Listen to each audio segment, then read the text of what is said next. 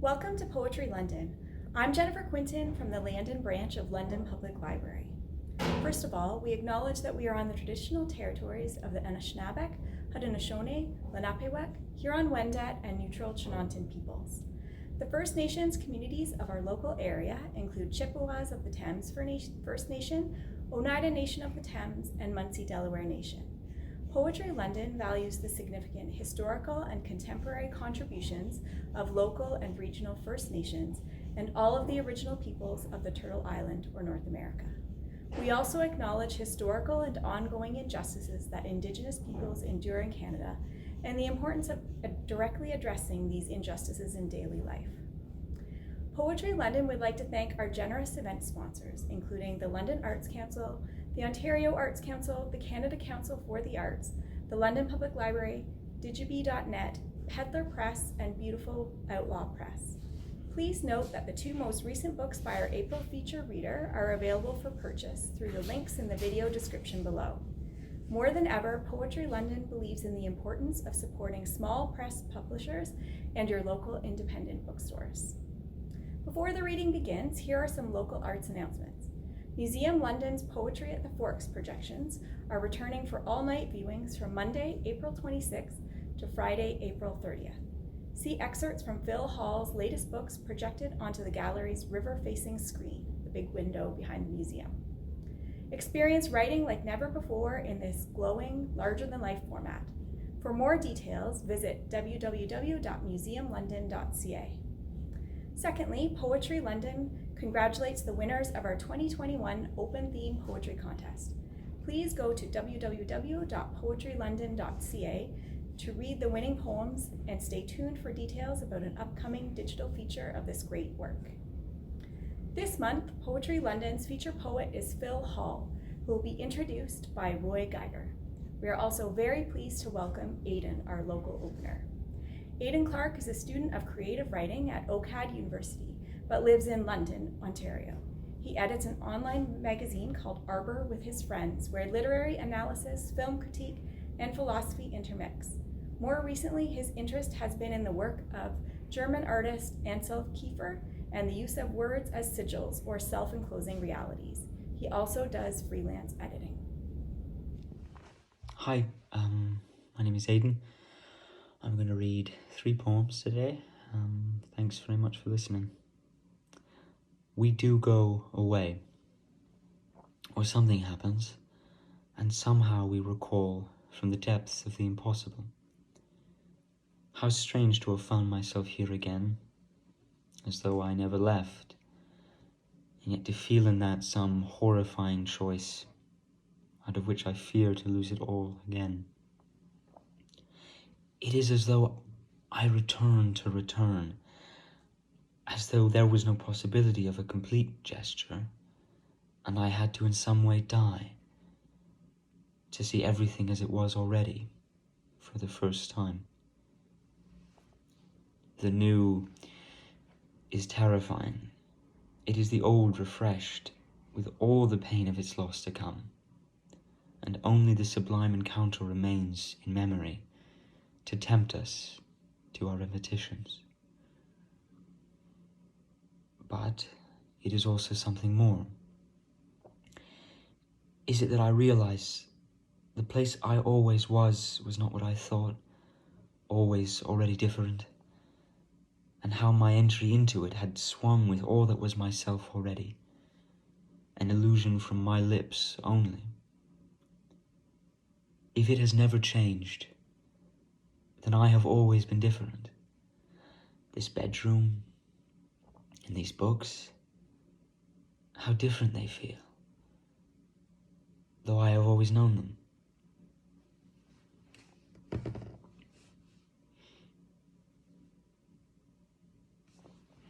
Take me to a quiet street, one that is grey, where the sun shines only lightly, but without delay, and where everything arises in the morning with small questions, ones that don't need to be answered quickly, where the rainwater, which came from the sky the night before, is still there in the wetness of the road, taking time simply to remain, where, if nothing else should rise with me at dawn, I would not mind. And I would wander through the world without despair, with nothing more to lose, and alone I'd wait for things to come, which maybe yet had never been, from out the trees and clouds. And the grey sky would soothe me, a balm for all mornings, and all things rising in them, would somehow seem to soundless hold the day to come. And the remnant rain that would keep coming would let me wonder upon the strangeness of its returns, how in the space of that undetected silence, in the forebreath of an encounter still to come, the grey sky and the sun and the empty street and the rainfall all remain, as though it is we who return each day, and we who rise to ask questions.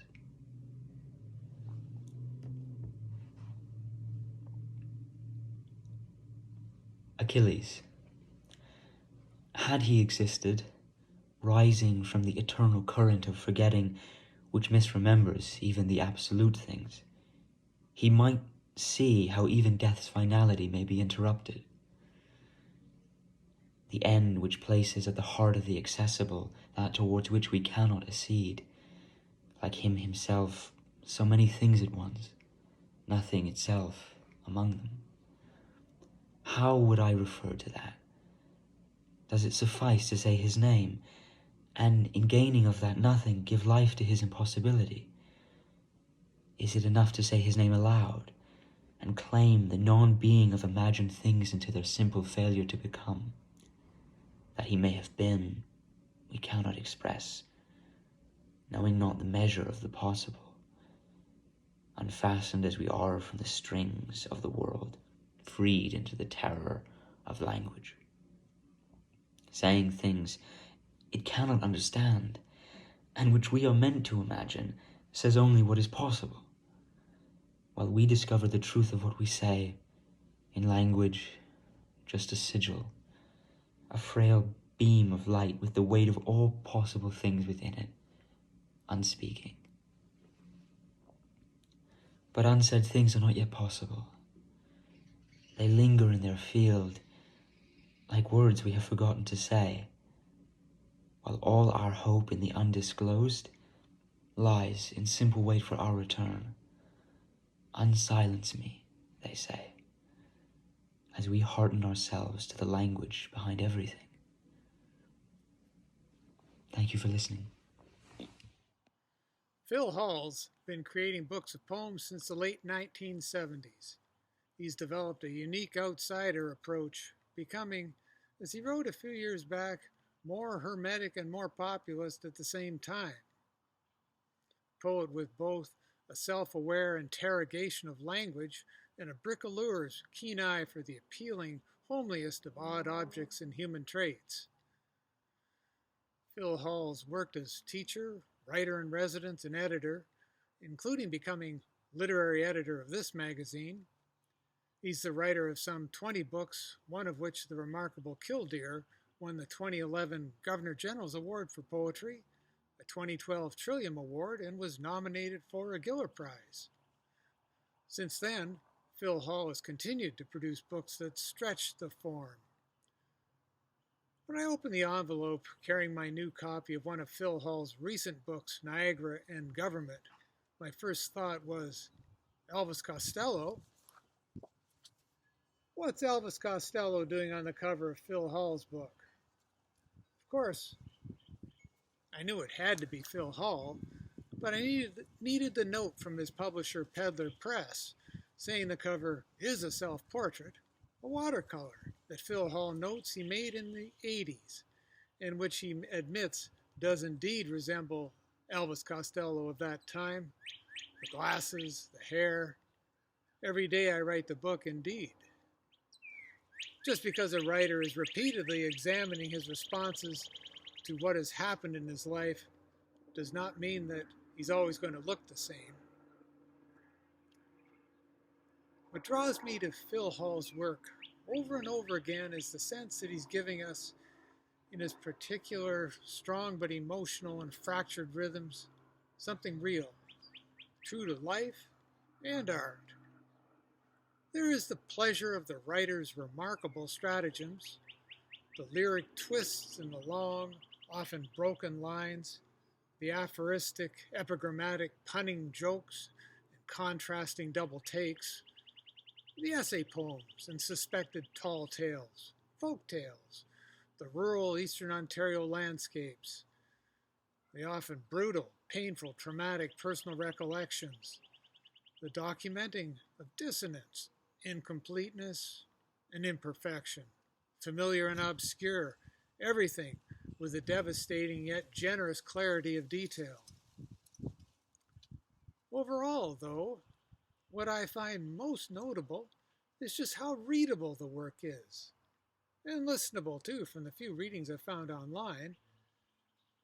Sometimes I think I understand, and sometimes I know for sure I don't. But I find I want to keep reading, and in this case, listening to Phil Hall.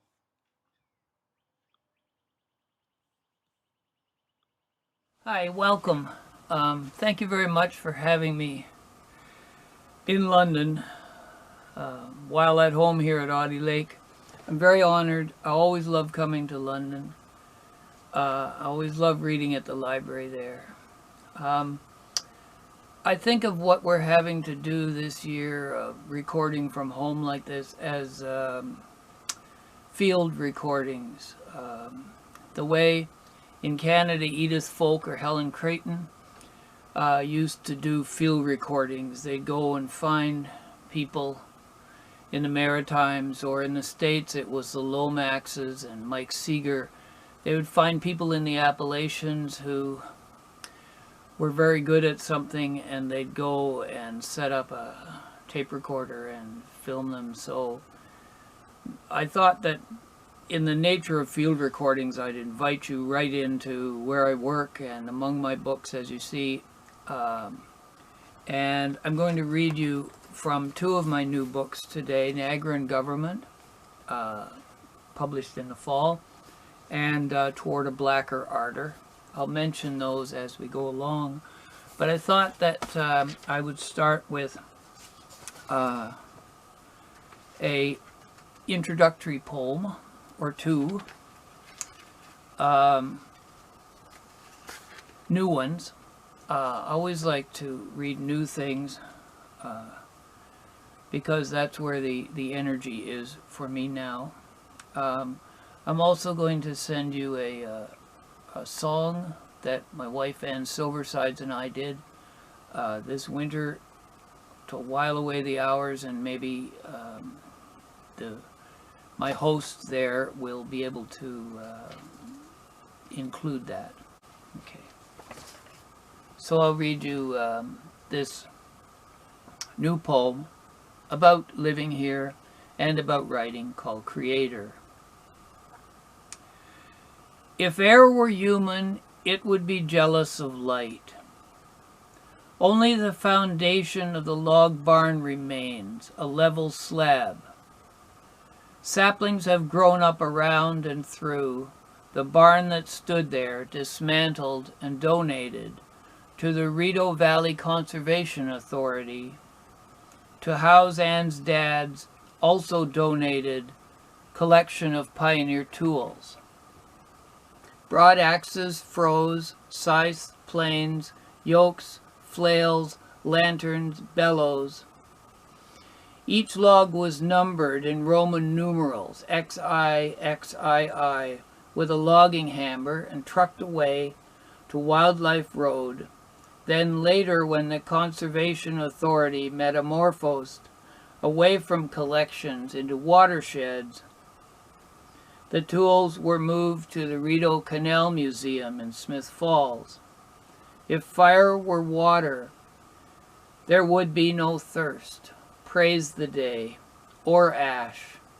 And the log barn, again dismantled, those huge, squared, first-growth white pines, felled 18-something, were trucked this last time to Foley Mountain above Westport, where the barn is now, the visitors' center, mostly closed. No information is comforting. Then, when the Rideau Canal Museum in Smith Falls also metamorphosed into a visitor center, who would have believed it? The tools were given back to us, completing a circle. No museum wants them. In archival boxes, blacksmithy awaits the return of our need. If fire were human, it would hate itself for being also smoke. I have dragged our old cutter onto that overgrown barn foundation at the bend in the road, through the woods once pasture. I joke that this cutter's sleigh shape says, "You are entering the past." You aren't. Keep going down toward Audie Lake and our place. If water were human, it would love every dam. The hands that made these sliding curves, the hands that made them go with a whip, and poets, makers of buggy whips, we were told. The horses that pulled the cutter, and earlier horses, whose hair filled its padded seat. Passengers who sat there, blanketed, thrilled, all gone. If soil were human, it would misunderstand and name itself Burrows with Paws. Steam photographed rising from the horses craves a thumb, or the word thumb. It gets air, light, froth as fire, water mist, but no thumb, no word thumb. Time is embedded in know-how, skill is nutrient. And when that is lost or dismissed, the things we live among that were alive because they were made well and still used, become inanimate, quaint artifacts, more crap. Then time loses its dewy root hairs in the very muck of us. If light were human, it would envy air, its membership key to the alveoli, then make a mistake and pray to ravioli. I keep this cast iron whip holder on my desk as a reminder of how use drives design. If I hadn't unscrewed it from the cutter, I wouldn't know what it is. Look how design, freed from usage, glows with a blind autonomy, the way words without meanings can glow. If light were human, it would envy fire its crookedness, water its black disregard. My too careful, faux rustic, mobiles court vibrancy, not arrival. First, mystery may enter us as a syntax of use. Then, later, sometimes, mystery enters further as absurdity. If we can get the dictionary out of the way, if light were human, it would be soil.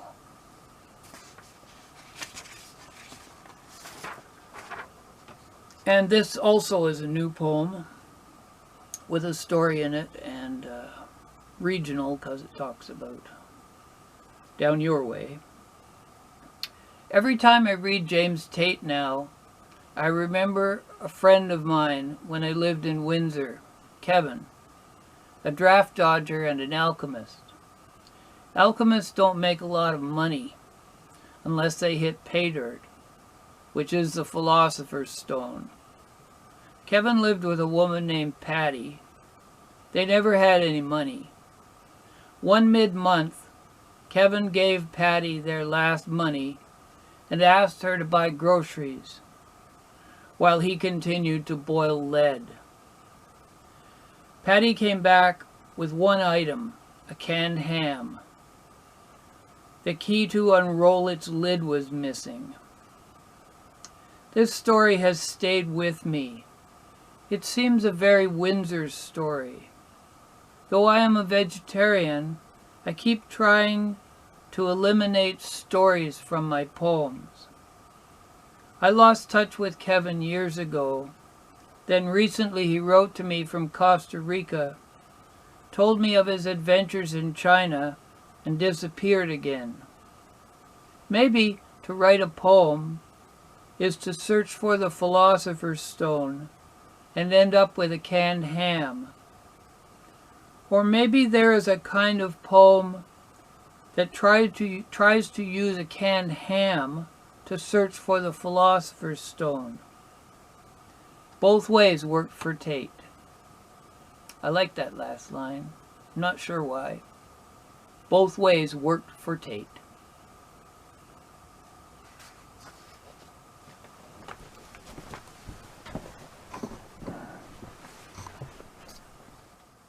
In the jumble of paper and light, I'll start with some poems from Niagara Government, my new book that was published in the fall from Pedlar Press. This is called The Leap. My back experiences the world, a world, I guess, in its way, but would not recognize me.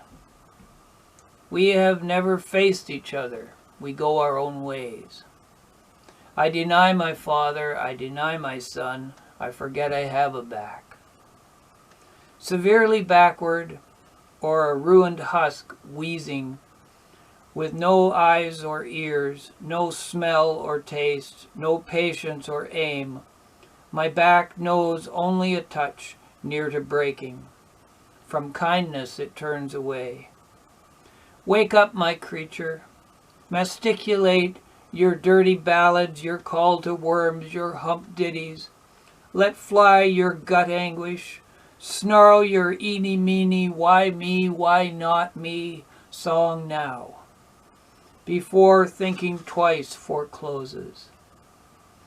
Blood means nothing. Family almost killed me. I say geck to progress in theory. L'art de fou, I would emulate. I even read books backwards. Left-handed, flipping, glossary to epigraph, Daedala to pageantry. But when I jump, I never jump backwards. Even if I've had it with everything, I always jump face first. I want in, but I want out. That spit and paste wing device from Gnosis, its pinions floundering into the rot gut sea. The whole thrust of Western civilization still has my trust. Yep, that's me, fully clothed at Lascaux. So I have to kill myself. I have to plunge behind error's exhibits. I have to set on fire my 2-volume Life of Sigmund Freud, thumbed once desultorily. I have to gnaw my own slick knob joint. What falling tastes like is, what plummeting presents as is, an archive of everyone's wrong answers that by accumulative shuffle are becoming right answers fast, but long after it matters. I will be buried or burnt face up too, probably, though I land on each day face down, face first, a mess, splat, gur, and polyphony. A garbled failure, I get up and say, I'm fine. Up I get and make the poem say it's fine.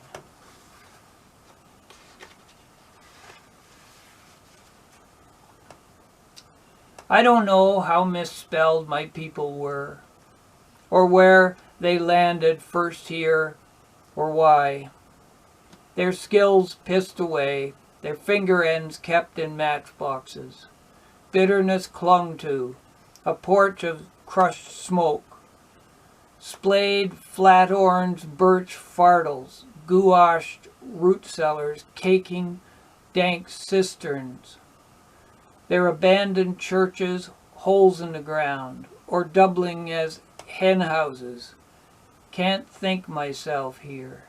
Lime smirch, wainscot, pew, ovum, now weekenders from Toronto dig in homestead dumps for blue medicine bottles and green gin bottles that were the balm and the ruin of caring, the balm and the ruin of caring, hi-ho. Sucky caring and memory spited, complexity dumbed down to pap and drivel, postcards and greeting cards, details blacked out from the blousy clearance highlands of Scotland to the aggregate Tory highlands of Lanark County. I want my wee can, I want my wee can, or never darken my doorway again, you bastard, and they never did, and that was the end of it, and the stupid can was never found. Ferry and Pike Islands disowned for a frozen log chain and the chewed stem of a pipe. It's a poem of bitterness about these backward counties I grew up in.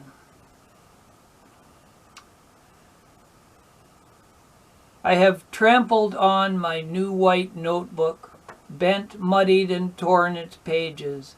Now the prison guard biker chicks are pulling in. One leans out from her greasy saddle to knock my Stetson off, while others crouch to pet a wounded rat snake in the warm gravel. Where is that folk song I promised them, eh? A silly ballad, ticky-tacky, about local produce. Here it is, my sweet ones, here it is. Between worth and commodity, this shaky juju zone. Hydro with a carapace. Goldfinches over the septic.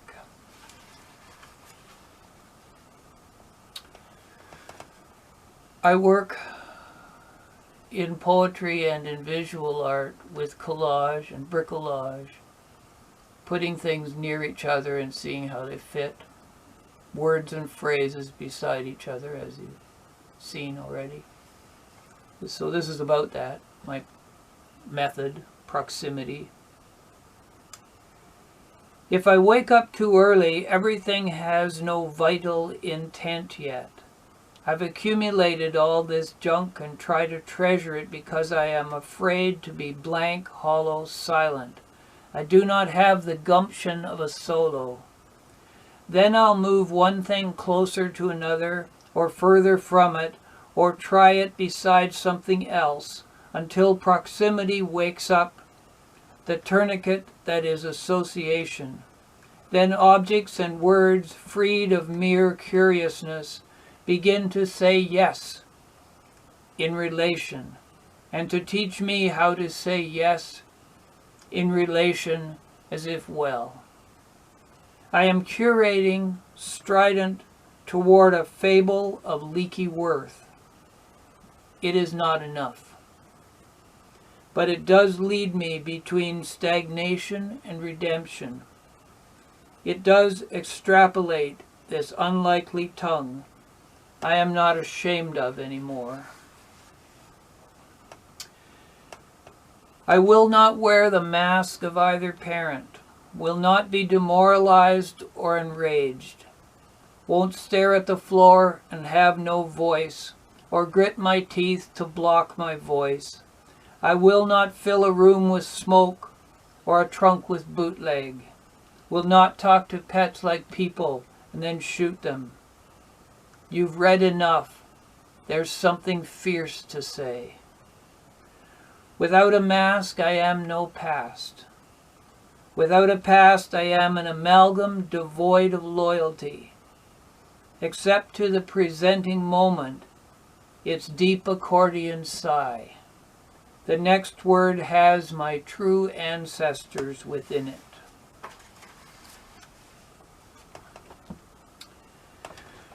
This is what I love about the world sometimes, and I'm not afraid to say so this morning.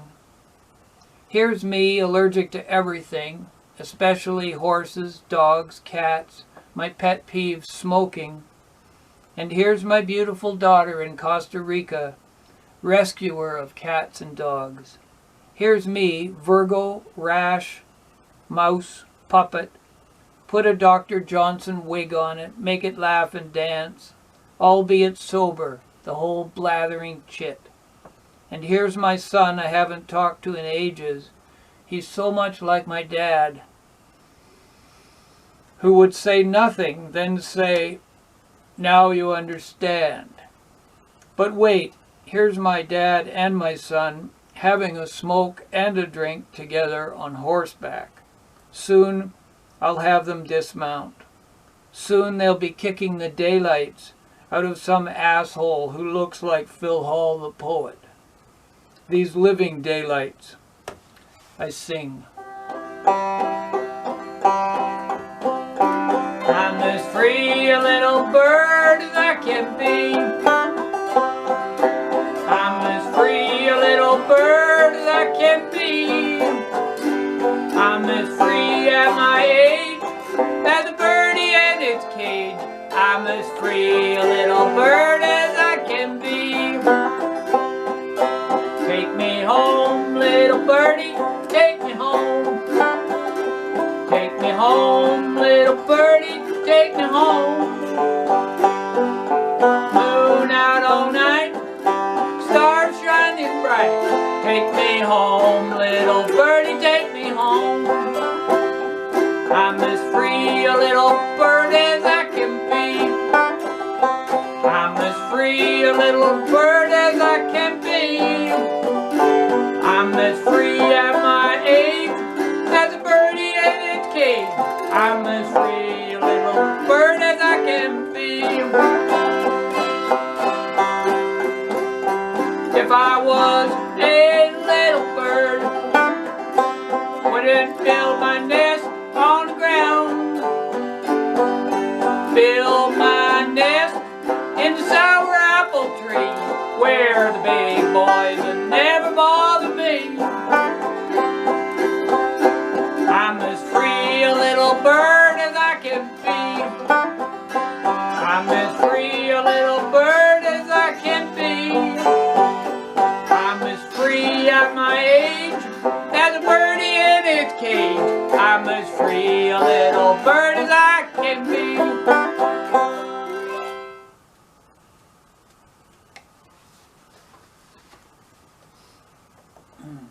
Hi, now let me read to you from my other new book, Towards a Blacker Ardour, designed and published by Mark Goldstein at his beautiful Outlaw Press. When I was a kid, we used to get the Farmer's Gazette, and there was a monthly joke poem in there by someone called The Lazy Farmer. It was a song of the lazy farmer, so I wrote this. You stupid entrepreneurs, best fear this lazy farmer, whose only crop, one pumpkin cut in half in the churn of the frosted meadow pre-dawn, is gargantuan and seed goopy as it tugs open by its wet threads to fall apart to serve as two edible life rafts. He climbs in one half, his goat climbs in the other. They both face toward where the sun will soon rise, as if after many weeks at sea they were bumping ashore on a lesser island of the integrities, where what you are selling rots. In profile, holding the pose, trying not to laugh, our farmer is bronzed by daylight now and looks for a moment or two like a monument. Defiance. The goat's beard, a sticky orange. Now the greensmith is gone, and the graysmith. You understudy absence monkishly. you doodle over get well soon until well-meaning is turmoil. Your finger ends touched in cup and stay sunk in. My little sallows, you say. Zapped the back of your hand, heather brown and see-through, feels like artifact milk. The hole in your jaw, Ivan Illich named his, you'll like this, Mort. The kid in you flickers in and out, holding the beaded curtain aside for us. Your smile, unscaffolded, grappling. Your smule.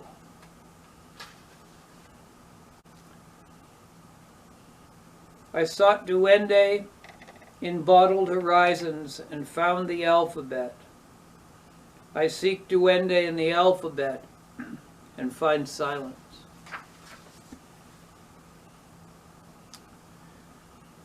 Theodore Rethke saw himself as bear, dog, wolf, pig. The primitive came to him as madness. The primitive comes to me as fear, isolation, shame. I see myself as rabbit, porcupine, killdeer, robin. The rhythm of a journal is wider and more loosely complicated, a silver lip roar, the weir threat along the dam. I should be able to take accidental journal bits and jump cut them as if tuning a radio in, out, playing the white noise, bringing in fuzz, proximity itself as a substance between, always there but never verified, never corroded. Through confusion to confusion, like experimental fiddle.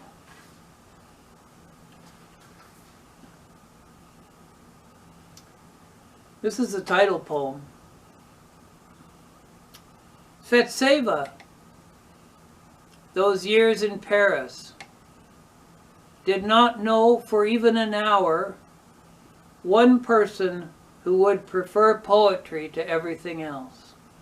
And you, in a PhD program in creative writing, prize poets flown in to give readings or lecture, everyone you know a slam or spoken word poet, caught up in the fashion of literary controversy, zealously correct at book launches.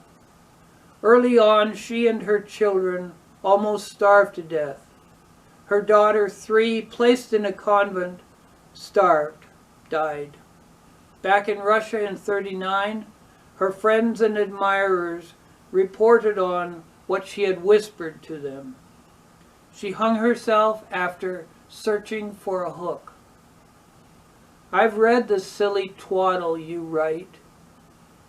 Svetseva would have loved you so and fought you toward a Blacker Ardour.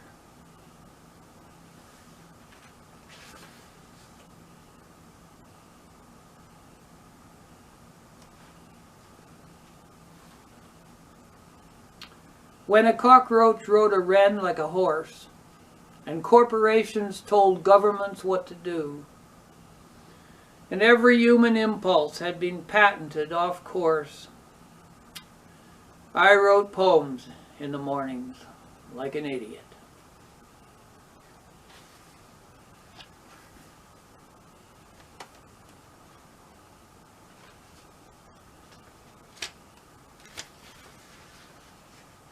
And this last part of the book is called Addendum, and comments on things throughout the book.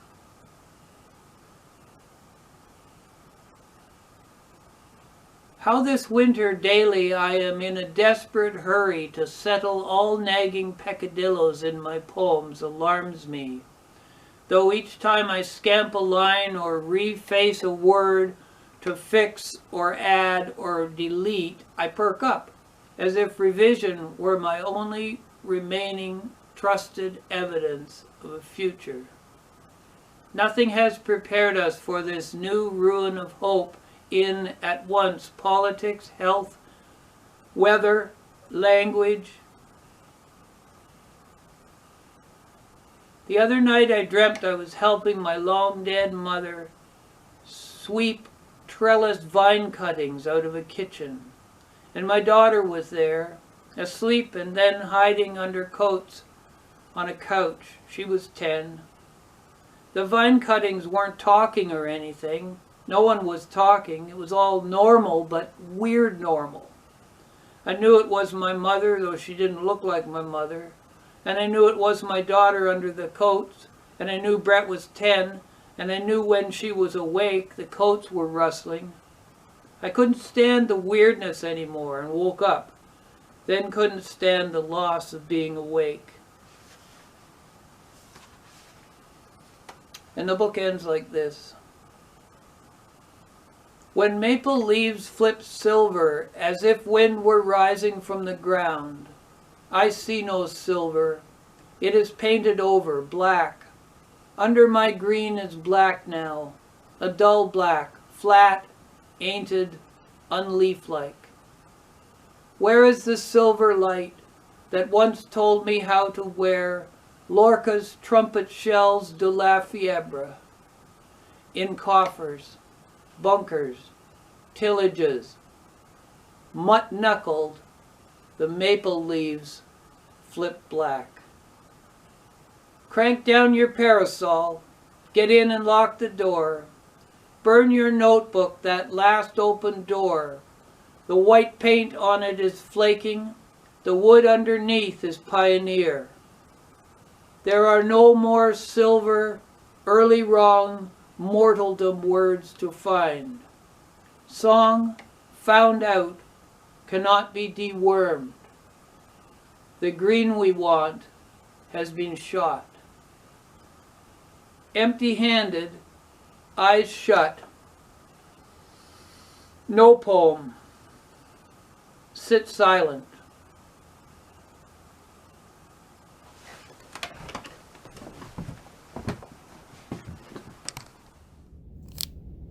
Thank you to Aidan Clark and Phil Hall for such great readings, and thanks to everyone in our audience for watching. A reminder that Phil's 2 latest books, Niagara Government, published by Pedlar Press, and Toward a Blacker Ardour, published by beautiful Outlaw Press, are available for purchase through the links in the video description below. Thank you for joining us for our 2020-2021 season. Look for more Poetry London digital events coming in the late spring and early summer.